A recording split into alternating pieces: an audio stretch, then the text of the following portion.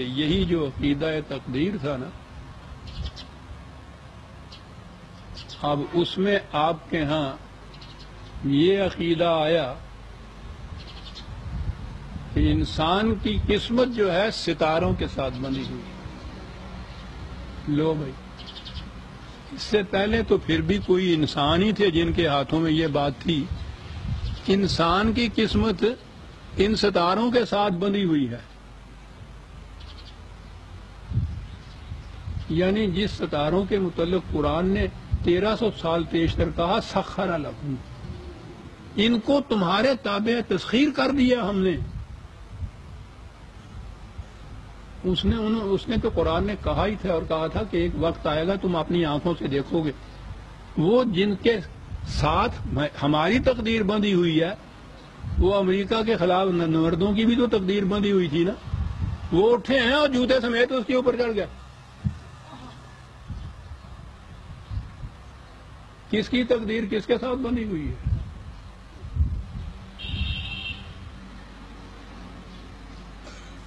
وہ ان کروں کے ساتھ اس کے بعد جو جی میں آئے کریں گے۔ اتنی توانائیاں وہ سائنٹیفک طریقے سے حاصل کی جائے۔ قرآن نے جو کہا کہ سخر لکم ما فی السماوات ما فی الارض جمیعا منہ، اللہ اکبر اللہ، مقام انسانیت، مقام آدم، تمام ملائکہ سجدہ ریز ہیں اس کے سامنے، فطر کی ساری قوتیں اس کے سامنے جھکی ہوئی ہیں، اور یہ تھا قرآن۔ اور انہوں نے یہ کہا کہ ہماری آپ کی انسانوں کی تقدیر ساری ستاروں کے ساتھ بندھی ہوئی ہے۔ اسے کہتے ہیں نا نجوم کا علم، انہیں کہتے ہیں نا نجومی، منجم۔ خیر سے آپ کے ہاں بھی وہ بڑے بڑے کوئی پیمفلٹ سے آیا کرتے ہیں، ہم نے ان کو دیکھا تو نہیں، ہر جگہ موجود ہوتے ہیں۔ یہ فٹ پاتھ پہ بیٹھنے والے نہیں ہیں، وہ بڑے مقام کے ہیں، ان کے آگے پیمفلٹ دیکھیے کہ شان سے وہ نکل کے چلے آتے ہیں۔ اسلام میں منجم اس کا نام ہوتا ہے۔ کیا بات ہے! توحیدی بت پرستی۔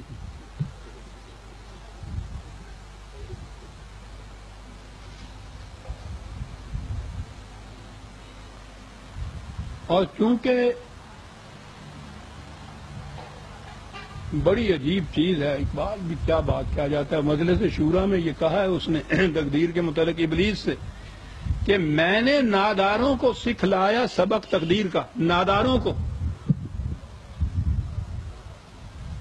جب کوئی نادار ہو جاتا ہے، بے کس اور بے بس ہو جاتا ہے، کوئی چارہ اس کا نہیں ہوتا، کوئی اس کی پرسش نہیں کرتا، نہ قانون ساتھ دیتا ہے، نہ عدل ساتھ دیتا ہے، نہ معاشرہ ساتھ دیتا ہے، غریب اور بے کس کچھ نہیں، اس مایوسی کے عالم میں وہ تنکوں کا سہارا ہے۔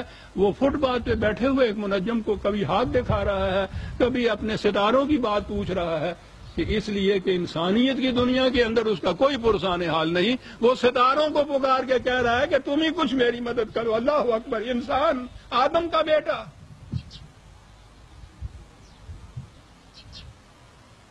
ابلیس کی۔ میں نے بار بار کہا ہوا عزیزان من، فرصت خدا آپ کو دے تو یہ نظم ضرور پڑھتے چلے جائیے۔ ارمغان حجاز میں جو اردو کا حصہ ہے اس کے اندر کتنی بڑی بات ہے جو ایک فکرے میں وہ کہا گیا، میں نے ناداروں کو سکھلایا سبق تقدیر کا۔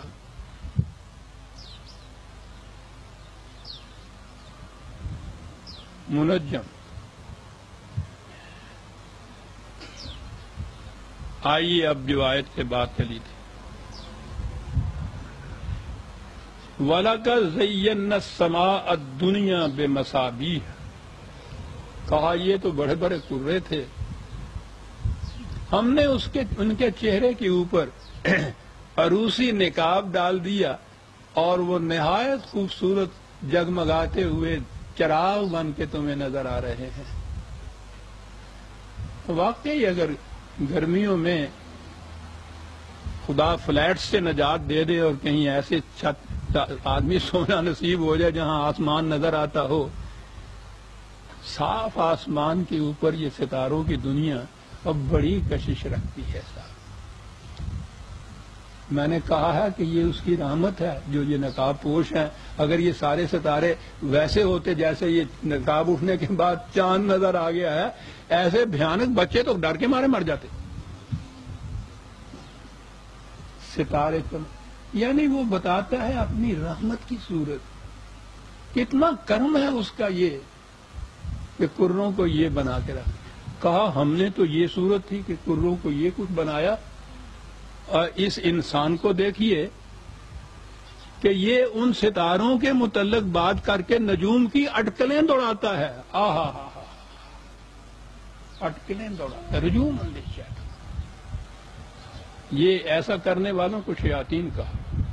شیاطین سرکشی کرنے والے اس بنیادی چیز کی جو خدا نے کہی، اس نے انسان کو اختیار و ارادہ دیا تھا، اس خدا کی نعمت اور رحمت اور بنیادی خصوصیت کے خلاف یعنی لفظ شیاطین لایا ہے، جس کے معنی سرکشی کرنے والے ہیں.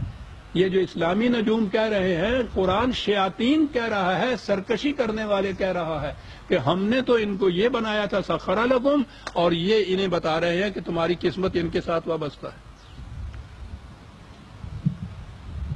رجوم للشیاطین، یہ اس زمانے میں کہا جا رہا ہے عزیزم جب ساری دنیا کے اندر یہ توہم پرستیاں موجود تھیں. ستارہ پرستیاں بھی، ستارہ پرستی تو ایک مذہب بھی تھا سابعین، جس کو قرآن نے کہا ہے یہ ایران میں زیادہ حصہ تھا ان کا. اگرچہ بعض اوقات انہیں یہ مجوسی بھی کہا جاتا ہے، لیکن نہیں، وہ الگ تھے.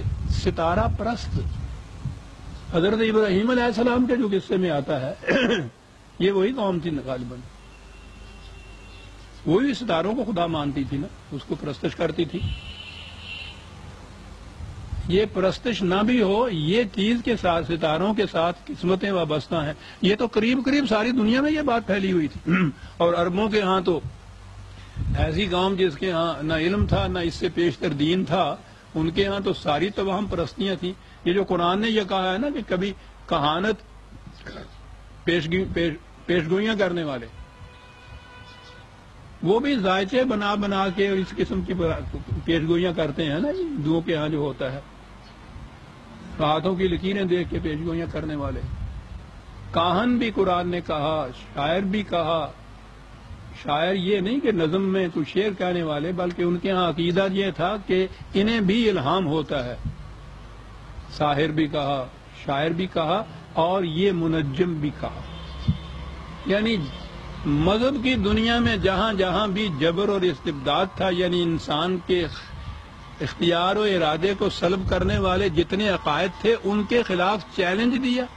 اور یہ جو توہم پرستی کی رسومات یا عقائد عام طور پہ جاری تھے، مروج تھے اس دور میں، خاص طور پہ عرب میں، ان کے ہاں کے کاہنوں کو پوچھئے نہیں قرآن نے کیا کچھ کہا. ان کے ہاں کے سحر کے دعوے داروں کے خلاف کیا کچھ نہیں کہا. اور یہاں آپ دیکھیے کہ یہ جو منجم نجوم کے ذریعے سے قسمتیں بتانے والے تھے، ایک تو یہ بات کہی کہ یہ وہ جو تاریکی میں اٹکلیں دوڑانے والا ہوتا ہے نا، رجوم للشیاطین، وہ اس کو یہ کہتے ہیں. رجم کے معنی ویسے تو کچھ پھینکنا ہوتا ہے، وہیں سے یہ ہے نا عقیدہ رجم، پتھر مار کے جو سنسار کر دیتے ہیں، یہ وہی بنیادی طور پہ یہ وہی لفظ ہے. ویسے یہ عربی زبان کے اندر ان کے ہاں ان کو وہ جو چیزیں قیاس آرائیاں کرتے تھے نا، تاریکیوں میں تیر پھینکنا، کہ پتہ نہیں ہمارے ہاں بھی ہے، لگ گیا تیر نہیں تو کا، یہ بیان ہی اس معنی میں آتا ہے. تو یہ کہا کہ ستارے تو یہ تھے، اور ان کی کیفیت دیکھو کہ دوڑاتے ہیں، اٹکلیں منسوب کرتے ہیں ستاروں سے. عقیدہ یہ بنا ہوا ہے کہ تمہاری قسمت اس کے ساتھ وابستہ ہے. اور آپ کے ہاں تو پھر یہ بڑے بڑے میگزین جو نکل رہے ہیں، ان میں دیکھیے خاص ایڈیشن، اسلامی ایڈیشن جو چھپتا ہے نا، اس میں تو پورا صفحہ ہی ہوتا ہے یہ علم نجوم کا، ستاروں کا. یہ زحل میں داخل ہو گیا، یہ مریخ کے ادھر آ گیا، اور افراد کا ہی نہیں، قوموں کا، ملکوں کا، حکومتوں کا. اس حکومت امریکہ کا بھی میں نے جیسا کہا ہے کہ وہ تو اس کے اوپر بھی چڑھ دوڑے. ذائقے میں یہ بھی بتاتے ہیں نہ افراد میں کوئی اختیار و ارادہ، نہ قوموں میں اختیار و ارادہ. وہ تو بہرحال اس پہ مذاق سمجھ کے ہنس دیتے ہیں. آپ نے یہ جو عقیدہ بنا رکھا ہے اپنے ہاں تقدیر کا، اور تقدیر ان چیزوں کے اوپر ہے، تو آپ کی تو قومیں بھی تقدیر پہ چلتی ہیں، افراد بھی تقدیر پہ چلتے ہیں، جو مولا دی مرضی۔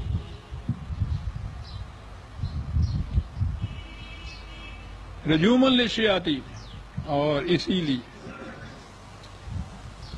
ہمارے دور میں اقبال جو قرآن کی طرف دعوت دیتا تھا اور شرف انسانیت کا سب سے بڑا مبلغ تھا، آدمیت احترام آدمی، برترز آدم مقام آدمی، برترز گردوں مقام آدمی، گردوں کے تو ستارے ایک دم، برترز گردوں مقام آدمی۔ اسی لیے اس نے پھر یہ نجوم اور منجموں کے متعلق بھی یہ کہا کہ تیرے مقام کو انجم شناس کیا جانے، تیرے مقام کو انجم شناس کیا جانے، کہ خاک زندہ ہے تو تابع ستارہ نہیں، خاک زندہ اور خاک مردہ۔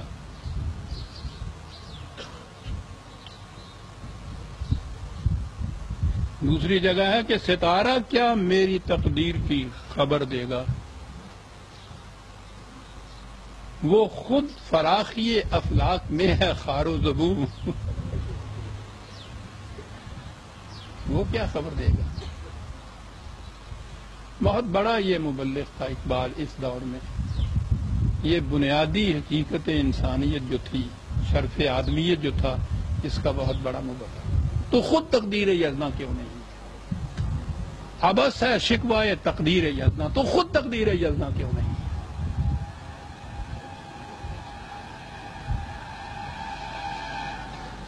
تو اپنی سرنوشت خود اپنے قلم سے لکھ، خالی رکھی ہے خامہ نے تیجبی، پلین سلیٹ دی ہے، اپنی سرگزشت خود اپنی قلم سے لکھ، اور سارا قرآن اسی سے بھرا پڑا ہے، ایک ایک قدم کے اوپر ہو کر۔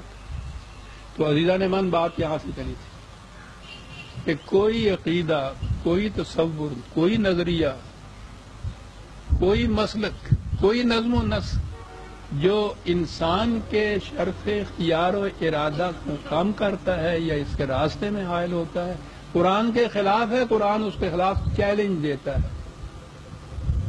ایک ہی چیز ہے جسے میں نے کہا ہے کہ خدا کے اصول دیے ہوئے، کتاب اللہ کے اصول، اس کی ہدایات، اور وہ جو میں نے گزارش کیا ہے کہ اس میں بھی وہ ہدایات دی ہیں، وہ بجبر نہیں منواتا،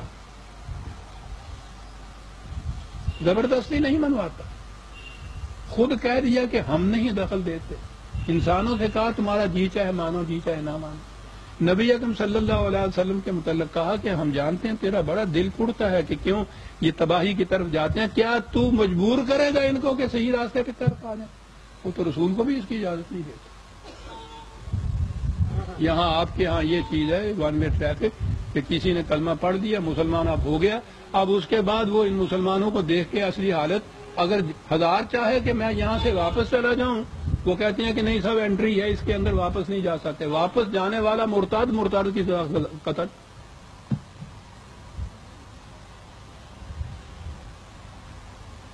یہ کسی حکومت کے قانون نہیں ہے کہ ہماری مملکت میں سٹیزن شپ قبول کر لینے کے بعد وہ انکار نہیں کر سکتا، یہ تو کسی حکومت کا ہی نہیں ہے، چلا جائے، نکل کے چلا جائے۔ یہ آپ کے ہاں کی شریعت ہے کہ نکل کے بھی نہیں جا سکتا، وما ہم بخارجین من النار، قرآن کہتا ہے یہ جہنم میں ہے، جہنم سے نکل ہی نہیں سکتا۔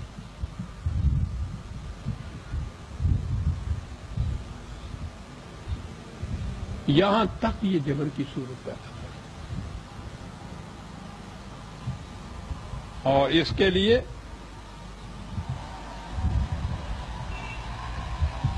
وَآتَدْنَا لَهُمْ عَذَابَ السَّعِيرِ، وہ ان منجموں کے لیے ہی تو کیا کہے گا، یہ جو اپنی تقدیریں ان سے جا کے پوچھنے والے ہیں وہ سارے اس کے اندر شامل ہیں۔ یعنی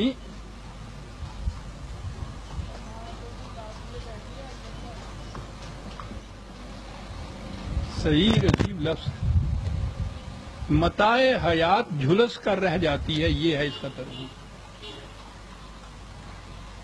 متاع حیات تو بنتی ہی سرگرمی عمل سے ہے نا، حرکت سے ہے نا، چوائس سے ہے، اختیار و ارادے سے ہے، عزم سے ہے۔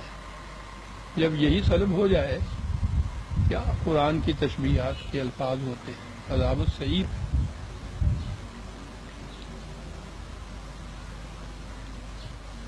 وَلِلَّذِينَ كَفَرُوا بِرَبِّهِمْ عذاب، اس کی اگلی آیت تھی، عذاب جہنم وَبِئْسَ الْمَصِيرُ۔ وہاں عذاب سعیر کہا، پھر عذاب جہنم کہا۔ جہنم کے متعلق قرآن کے مختلف مقامات میں ہے، خزیًا فی الحیات الدنیا، ذلت اور خواری کا عذاب، محتاجی اور مسکینی کا عذاب، معاشیتی کا، عبودیت کا مقام۔ یہ جتنے عذاب ہیں یہ سارے جہنم کے۔ اور پھر جہنم بھی تو آیا ہے کہ جہاں کسی کی حرکت رک جائے وہیں کھڑا ہو جائے، آگے چل نہ سکے، پروگرس نہ کر سکے، آگے بڑھ نہ سکے۔ یہ مقام آپ دیکھتے ہیں کہ یہ تقدیر کے عقیدوں سے پھر کیا ہوتا ہے کہ جو قسمت میں لکھا ہے وہ ہو جائے گا۔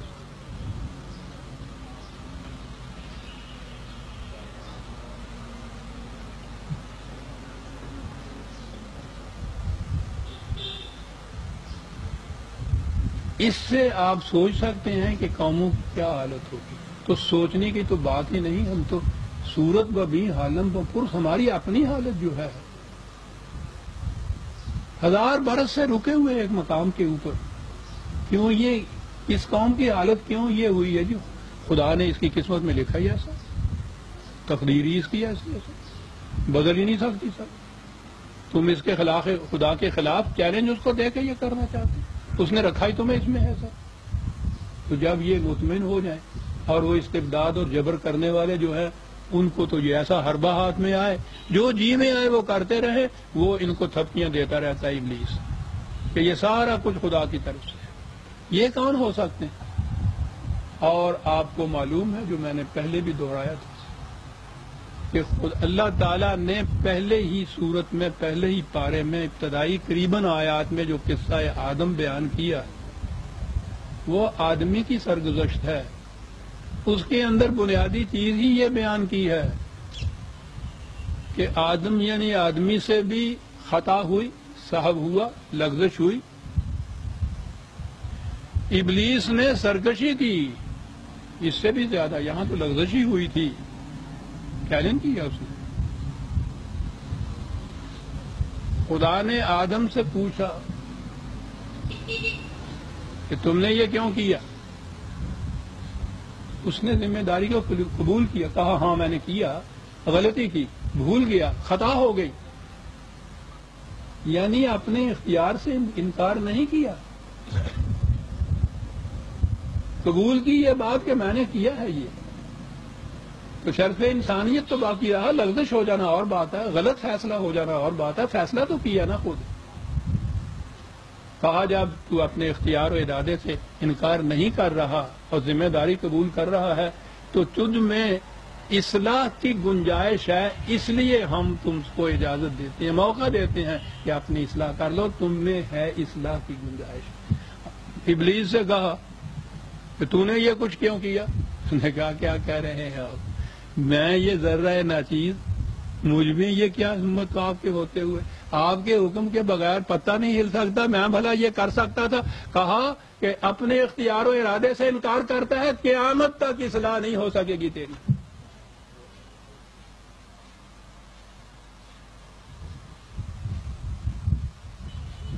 شیطنت یہ تھی کہ سرکشی برتی۔ آپ کو معلوم ہے کہ یہاں قرآن نے کیا لفظ استعمال کیا اس کے لیے؟ ابلیس کا لفظ استعمال کیا، جس کے معنی ہے مایوس رہو، محروم رہو قیامت تک اصلاح سے۔ ابلیس کے تو معنی مایوس، سرکشی اور لغزش ہو جائے ٹھیک ہے، اعتراف کرو اپنے گناہ کا، ذمہ داری قبول کرو، وہی اختیار و ارادہ جو دیا گیا ہے اس سے انکار نہ کرو۔